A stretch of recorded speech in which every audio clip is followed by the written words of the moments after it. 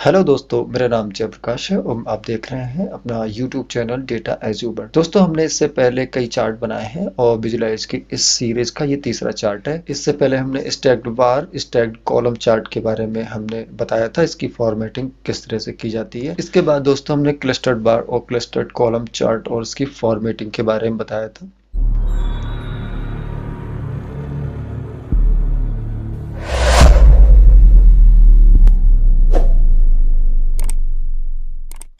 आज दोस्तों 100% स्टैक्ड बार column chart के बारे में बताएंगे और इसकी फॉर्मेटिंग किस तरह से की जाती है।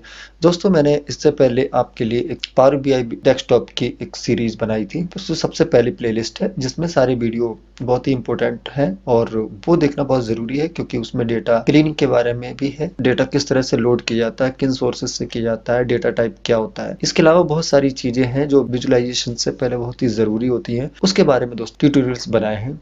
तो दोस्तों चलिए शुरू करते हैं आज का। दोस्तों, 100% स्टैक्ड कॉलम और 100% स्टैक्ड बार चार्ट बनाने के लिए हम सबसे पहले डेटा को लोड कर लेते हैं। एक्सेल वर्कबुक से मैं डेटा को लोड करता हूं, तो मैं सबसे पहले इंपोर्ट डेटा फ्रॉम एक्सेल पे क्लिक करता हूं। यहाँ पर मेरे पास ग्लोबल सुपरस्टार 2016 का डेटा, मैं इसे सिलेक्ट करके ओपन करता हूँ और इसे पावर बीआई डेस्कटॉप पे लोड करता हूँ। नेविगेटर में ऑर्डर नाम की सीट्स को मैं सिलेक्ट करता हूँ, इसे लोड ऑप्शन पर ले आता हूँ। मेरा डेटा क्लीन है, ऑलरेडी मेरा चेक किया हुआ, इसलिए मैं ट्रांसफॉर्म डेटा ऑप्शन पर नहीं जाऊंगा, तो मैं सीधे पावर व्यू पे जाऊंगा और मैं इसे लोड ऑप्शन पे क्लिक करता हूँ। यहाँ पर दोस्तों मेरी टेबल लोड हो चुकी है, जो एक्सेल वर्कबुक की ऑर्डर सीट से लोड की है। मैं इसे डेटा व्यू पे चेक कर लेता हूँ, ये मेरा डेटा है। इसी डेटा से मैं आपको 100% stacked bar, stacked column chart बनाना सिखाऊंगा और उसकी फॉर्मेटिंग के बारे में बताऊंगा। चलिए दोस्तों चलते हैं पावर व्यू पर। दोस्तों, मैं सबसे पहले 100% स्टैक्ड बार कॉलम चार्ट को यहाँ पर इंसर्ट कर लेता हूँ। फिल्टर पैन को मैं हाइड कर देता हूँ, मैं इसे थोड़ा बड़ा कर लेता हूँ और अब मेरे पास विजुलाइजेशन पैन में वाई एक्सिस, एक्स एक्सिस और लीजेंड्स, ये तीन ऑप्शन में मुझे डेटा इंसर्ट करना है। फील्ड ऑप्शन पे मेरी जो ऑर्डर सीट है, मैं इसको एक्सपेंड कर लेता हूँ और अब मेरे पास यहाँ पर ये बहुत सारे कॉलम्स हैं और इन्हीं की मदद से मैं यहाँ पर डेटा इंसर्ट करूंगा। दोस्तों, सबसे पहले मैं वाई एक्सिस पे ऑर्डर प्रायोरिटी ले लेता हूँ। इसके अलावा मैं सेल्स को सिलेक्ट करता हूँ, सेल्स में इसे मैं एक्स एक्सिस पे ले लेता हूँ और लीजेंड्स के लिए दोस्तों मैं सेगमेंट ले लेता हूँ, तो मैं सेगमेंट को लीजेंड्स में इंसर्ट कर देता हूँ। दोस्तों, इसे मैं फुल मोड में कर लेता हूँ, फोकस मोड में। दोस्तों, मैंने वाई एक्सिस पे ऑर्डर प्रायोरिटी ली है, जो कि मीडियम, हाई, क्रिटिकल और लो है। एक्स एक्सिस पे मैंने सेल ली है और इसके अलावा मैंने सेगमेंट में कंज्यूमर, कारपोरेट और होम ऑफिस लिया है, जो कि 3 पार्ट में है। ये 1, 2 और 3 पार्ट में है, जो इसके ऑर्डर प्रायोरिटी को 3 भागों में डिवाइड करता है।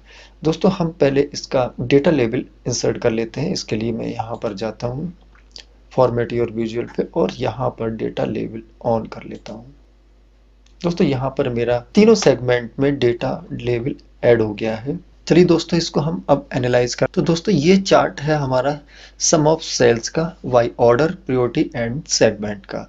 ये इसके टाइटल में भी यहाँ पर शो होने लगा है। दोस्तों, किस ऑर्डर प्रायोरिटी और सेगमेंट में कितनी सेल हुई है, दोस्तों इसके बारे में इसमें स्टेटस है। दोस्तों, सबसे पहले हम लेते हैं यहाँ पर मीडियम लेवल पे। मीडियम लेवल पे दोस्तों यहाँ पर जो कंज्यूमर पार्ट है, कंज्यूमर पार्ट में 50.45% सेल हुई है। इसी प्रकार से कंज्यूमर में हाई प्रायोरिटी में 54.07 और क्रिटिकल में 50.90 और लो लेवल पे 48.34% सेल हुई है। इसी प्रकार से दोस्तों, यदि हम कारपोरेट में देखते हैं तो कारपोरेट में मीडियम लेवल में हमारी 31%, कारपोरेट सेगमेंट में हाई लेवल पे हाई प्रायोरिटी में 27.83 हुई है। इसी प्रकार से हमारी दोस्तों कारपोरेट में क्रिटिकल ऑर्डर प्रायोरिटी में 32.13 हुई है। इसी प्रकार से दोस्तों हम ये होम ऑफिस की भी सारी की सारी सेल्स यहाँ पर शो हो रही है।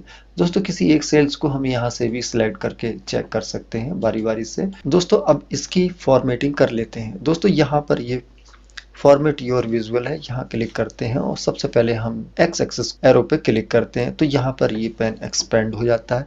दोस्तों यदि हम वाई एक्सिस की फॉन्ट साइज और फॉन्ट टाइप अगर हम चेंज करना चाहें तो यहाँ से चेंज कर सकते हैं। मैं यहाँ पर 11 कर देता हूँ तो फॉन्ट का साइज बड़ा हो जाता है। दोस्तों ये बड़ा हो गया है। मैं बोल्ड और इटैलिक और अंडरलाइन में यहाँ से कर सकता हूँ।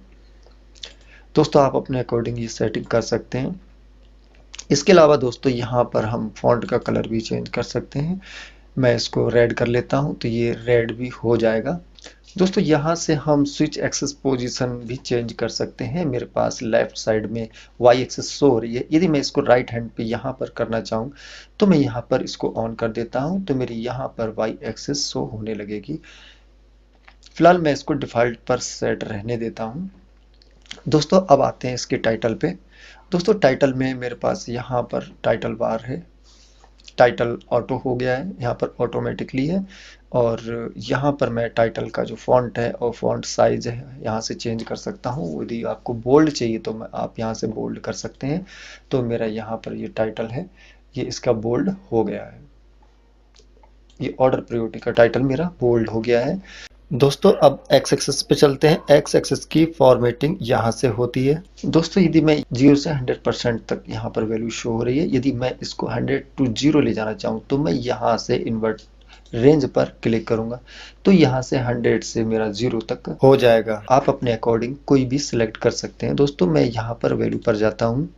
दोस्तों वैल्यू ऑप्शन में यहाँ पर हम जो फॉन्ट का साइज है यहाँ से बढ़ा सकते हैं। मैं इसको 11 कर देता हूँ तो ये बड़े साइज के हो जाते हैं। और यदि फॉन्ट टाइप चेंज करना चाहते हैं तो यहाँ से कर सकते हैं। यहाँ से मैं इसे बोल्ड कर सकता हूँ और इटैलिक कर सकता हूँ और अंडरलाइन। और फॉन्ट का कलर आप यहाँ से चेंज कर सकते हैं। मैं इसको डार्क ब्लू कर देता हूँ तो ये डार्क ब्लू हो जाता है।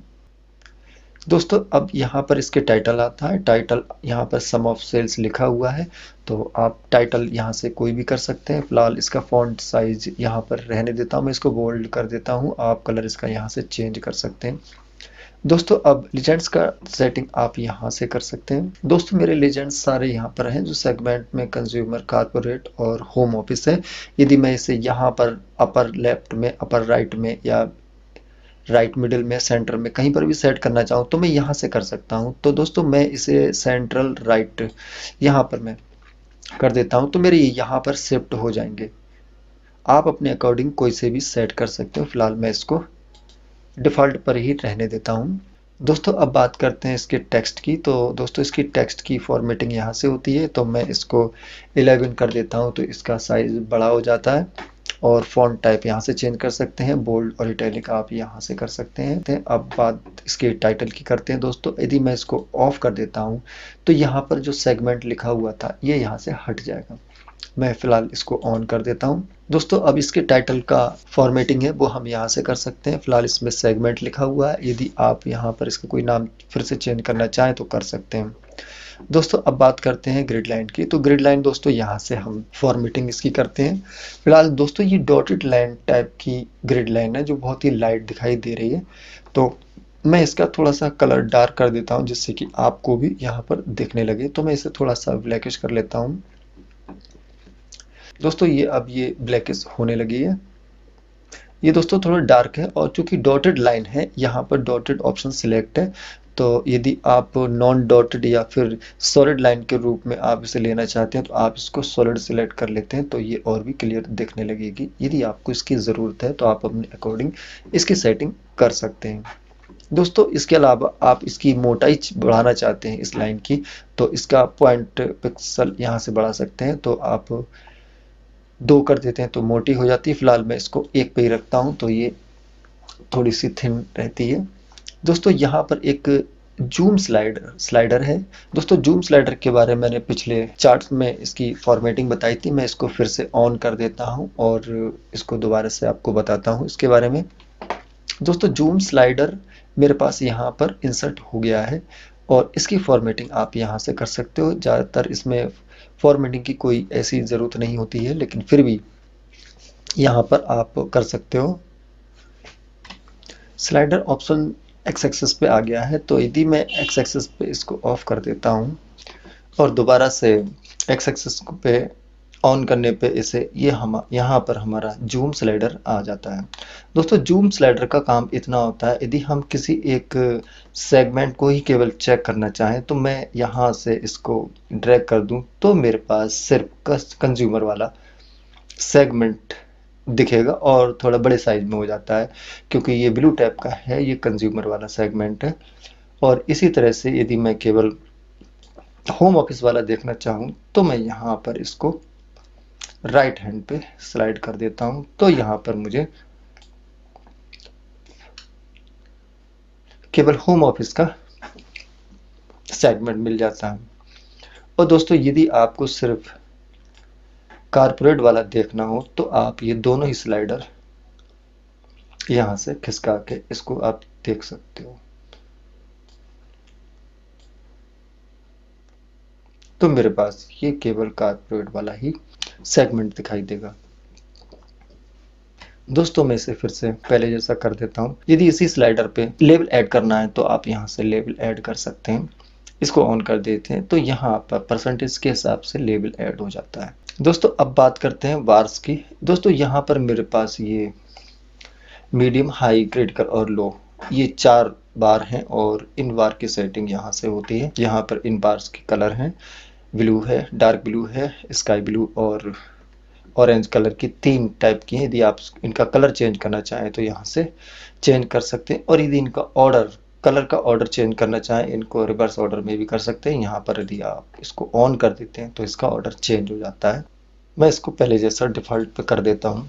दोस्तों अब बात करते हैं स्पेसिंग की। इन कॉलम्स के बीच में ये जो वाइट कलर में स्पेसिंग दिख रही है, इसको आप यदि सेट करना चाहें तो यहाँ से कर सकते हैं। इस एरो पे मैं क्लिक करता हूँ और स्पेसिंग को मैं यहाँ से, अभी यहाँ पर 20 पॉइंट्स है तो मैं इसको आगे बढ़ाता हूँ तो इसके बीच में जो डिस्टेंस है वो बढ़ती जाएगी। इस तरह आप कर सकते हैं इसकी सेटिंग। दोस्तों अब बात करते हैं डेटा लेबल्स की। दोस्तों मेरे पास यहाँ पर सब जगह डेटा लेबल्स हैं और डेटा लेबल्स को सेट करने के लिए आप यहाँ से एरो पे, यहाँ से इसकी फॉर्मेटिंग की जाती है। जैसे इसको आप क्लिक करोगे तो यहाँ पर ये ऑप्शन खुल जाते हैं। दोस्तों अप्लाई सेटिंग में ऑल सिलेक्ट है, तो यदि आप किसी एक सेगमेंट का डेटा लेवल हाइड करना चाहते हैं तो दोस्तों उसकी सेटिंग यहाँ से होती है। तो यहाँ पर मान लिया मैं यहाँ पर कारपोरेट की ये जो डार्क ब्लू है इसकी डेटा लेवल मुझे हाइड करना है, तो मैं इसको सिलेक्ट कर लेता हूँ और यहाँ पर इसको ऑफ कर देता हूँ। तो मेरा ये कारपोरेट के जो लेवल्स हैं यहाँ पर ये हाइड हो जाएंगे। फिलहाल मैं इसको डिफ़ॉल्ट पे रहने देता हूँ और इसको ऑल पे कर देता हूँ। दोस्तों अब बात करते हैं ऑप्शंस की, पोजीशन की। दोस्तों यहाँ पर इस ऑप्शंस में पोजीशन पे ऑटो पे है। ऑटो का मतलब आपके ये डेटा लेवल्स हैं ये ऑटोमेटिकली डिफ़ॉल्ट सेटिंग पे सेट हैं। तो यदि आप अपने अकॉर्डिंग इसको चेंज करना चाहते हैं तो इस एरो पे क्लिक करेंगे तो यहाँ पर इनसाइड एंड है, तो इसका इनसाइड एंड जहाँ भी होगा ये वहाँ पर सिलेक्ट हो जाएंगे। यदि मैं इनसाइड एंड पे क्लिक करता हूँ तो दोस्तों यहाँ पर इनसाइड एंड पे सिलेक्ट हो गए हैं, ऑल पे सिलेक्ट नहीं है, तो मैं इसको ऑल पे कर देता हूँ और यहाँ पर मैं इनसाइड एंड पे सिलेक्ट करता हूँ। मेरे सारे के सारे डेटा लेवल हैं वो इसके एंड पे, हर सेगमेंट के एंड पे अंदर की ओर सेट हो गए हैं। इसी तरह से दोस्तों आप इसको इनसाइड बेस पे भी सेट कर सकते हैं, तो ये सारे डेटा लेवल इस साइड में और कंज्यूमर में अंदर की तरफ सारे के सारे सेट हो जाएंगे। दोस्तों मैंने इसको डिफ़ॉल्ट पे कर दिया है। दोस्तों अब आते हैं वैल्यू पे। दोस्तों वैल्यू के एरो पे क्लिक करते हैं तो यहाँ पर ये जो वैल्यू है इनका फॉन्ट साइज और फॉन्ट टाइप चेंज कर सकते हैं, बोल्ड और इटैलिक कर सकते हैं। मैंने इनको इटैलिक कर दिया है। और यदि इसकी बैकग्राउंड आप चेंज करना चाहते हैं, फॉन्ट कलर चेंज करना चाहते हैं तो यहाँ से हो जाएंगे। और यदि इनकी वैल्यू आप चेंज करना चाहते हैं तो यहाँ पर आप चेंज कर सकते हैं। जैसे मैंने वैल्यू डेसिमल प्लेसेस, कितने डेसिमल प्लेसेस तक आप वैल्यू चाहते हैं, 0 डेसिमल तक चाहते हैं तो आपके डेसिमल के बाद की सारी वैल्यू हाइड हो जाएंगी। और यदि आप 2 डेसिमल तक चाहते हो तो आप इनको चेंज कर सकते हो। जैसे मैंने 2 डेसिमल तक चाहिए तो यहाँ पर डेसिमल के 2 स्थानों तक आने लगेंगी। दोस्तों इसके बैकग्राउंड ब्लैक कलर का है, क्योंकि डेटा लेवल का यहाँ पर अभी ब्लैक कलर सेट है और इसकी ट्रांसपेरेंसी 90% है। डेटा लेवल का जो बैकग्राउंड है वो ब्लैक कलर सिलेक्ट है और 90% है, इसकी ट्रांसपेरेंसी 90% है। तो मैं यदि इसको कम करता हूँ तो ये और ब्लैकिश हो जाता है और इसकी ट्रांसपेरेंसी कम हो जाती है। तो ये ब्लैक कलर है, आप कोई भी अपने अकॉर्डिंग कलर चेंज कर सकते हैं। दोस्तों अब बात करते हैं इस चार्ट के प्लॉट एरिया की, बैकग्राउंड की। तो वो यहाँ से सेटिंग होती है, तो मैं इसको एरो पे क्लिक करता हूँ, ड्रैग ऊपर करता हूँ। दोस्तों इसका पूरा प्लॉट एरिया आप अपने अकॉर्डिंग चेंज कर सकते हैं। यदि इसमें कोई इमेज आप इंसर्ट करना चाहते हैं तो आप इस ऑप्शन पे क्लिक कीजिए। यहाँ पर एक डायलॉग बॉक्स ओपन हो जाता है, आप पिक्चर फॉर्मेट पे जाके कोई सा भी एक प्लॉट एरिया ले सकते हैं। तो मैंने यहाँ पर ये ले लिया है।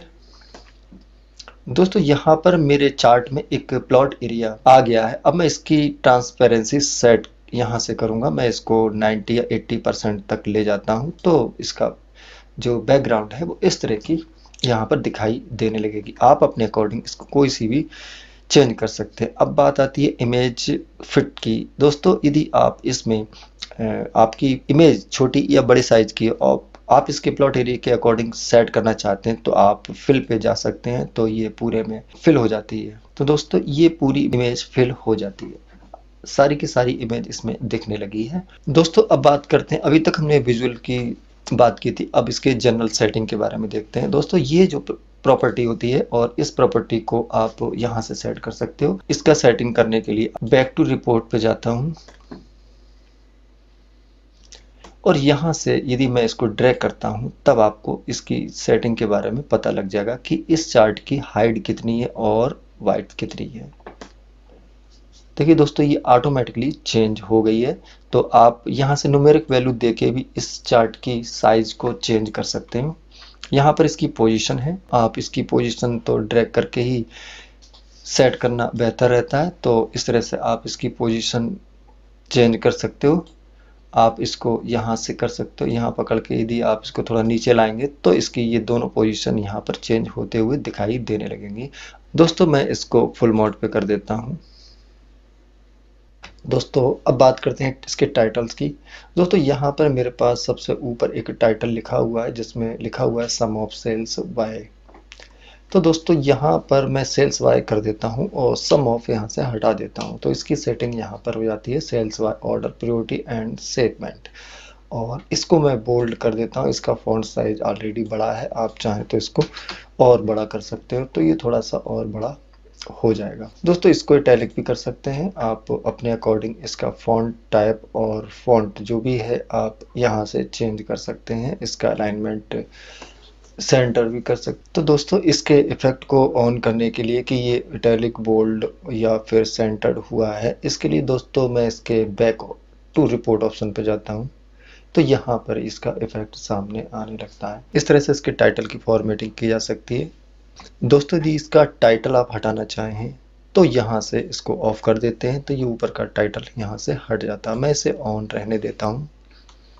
दोस्तों अब बात करते हैं इसके इफेक्ट की। तो दोस्तों इस पूरे चार्ट का जो बैकग्राउंड है वो हम यहाँ से सेट करते हैं। फिलहाल ये डिफ़ॉल्ट पे है, तो यदि आप इसका कोई दूसरा कलर सेलेक्ट करना चाहें तो मान लेते हैं हम इसको 10% डार्कर को सेलेक्ट करते हैं, तो इस पूरे चार्ट का ये कलर चेंज हो जाता है और इसकी ट्रांसपेरेंसी आप यहाँ से भी सिलेक्ट कर सकते हैं। तो ये 50% मैंने कम कर दिया है। इसी तरह से दोस्तों इसका ये बॉर्डर यहाँ से फॉर्मेटिंग कर सकते हैं। मैं इसको ऑन कर देता हूँ। तो इसके इफेक्ट अच्छा करने के लिए हम इसका बॉर्डर यहाँ से चूज कर लेते हैं। तो मैं इसको साइड पे क्लिक करता हूँ तो आपको इसकी बॉर्डर दिखाई देने लगेगा। तो ये इसका बॉर्डर है, आप अपने अकॉर्डिंग इसकी सेटिंग यहाँ से कर सकते हैं। यहाँ इसकी आप शेडो भी सेट कर सकते हैं। तो मैंने इसको ऑन कर दिया है, तो इसके चारों तरफ यहाँ पर इसकी शेडो आ गई है जिसका लुक और बेहतर होता है। इस तरह के आप कई चार्ट जब विजुलाइजेशन तैयार करते हैं तो उसका इफेक्ट यहाँ पे इस तरह से तैयार करते हैं। इसके अलावा दोस्तों यहाँ पर इसके हेडर्स के आइकॉन है, ये आप अपने अकॉर्डिंग चेंज कर सकते हैं। आइकॉन्स दोस्तों ये वाले कलर होते हैं, इसकी हमें ज़्यादा ज़रूरत नहीं होती है, फिर भी यदि आपको उसकी सेटिंग करना होगी तो दोस्तों आप यहाँ से इन आइकॉन्स का कलर आप यहाँ से कोई सा भी चूज़ कर सकते हैं। तो मैंने इसको रेड चूज़ कर लिया है और इन आइकॉन्स का जो कलर है, बॉर्डर है, वो आप यहाँ से चूज़ कर सकते हो। मैं इसको येलो चूज़ कर लेता हूँ आपको बताने के लिए। इसको मैं वाइट चूज़ कर लेता हूँ, तो यहाँ पर ये ब्लैक की जगह वाइट शो होने लगेंगे। ये इस तरह से आप इनकी ट्रांसपेरेंसी भी अपने अकॉर्डिंग चूज़ कर सकते हो। दोस्तों इस तरह से हम चार्ट की सेटिंग करते हैं, उसकी फॉर्मेटिंग करते हैं। ये था 100% स्टैक्ड बार चार्ट। दोस्तों अब हम इंसर्ट करते हैं 100% स्टैक्ड कॉलम चार्ट के लिए। इसके लिए दोस्तों मैं इसे छोटा कर लेता हूँ। अब हम इंसर्ट करते हैं 100% स्टैक्ड कॉलम चार्ट। तो दोस्तों ये इंसर्ट हो गया है। ऑर्डर सीट के कॉलम्स को एक्सपेंड कर लेता हूँ। दोस्तों हमने जिन कॉलम्स को इसमें यूज किया था डेटा के लिए, order priority, sum of sales और सेगमेंट, यही सारे के सारे हम इसमें भी इंसर्ट करेंगे। तो मैं ऑर्डर प्रायोरिटी के लिए एक्स एक्सिस पे ड्रैग करके ले जाता हूं और सेल्स को वाई एक्सिस पे ले जाता हूं और लेजेंड्स में सेगमेंट को। दोस्तों इसकी फॉर्मेटिंग किस तरह से की जाती है ये मैंने आपको इससे पहले वाले चार्ट की फॉर्मेटिंग बता दिया है, तो आप उस तरह से कर सकते हैं। इसके डेटा लेबल्स यहाँ से हम इंसर्ट कर लेते हैं, ऑन कर लेते हैं। ये दोनों एक जैसे हैं, एक कॉलम्स के रूप में, एक बार के रूप में है।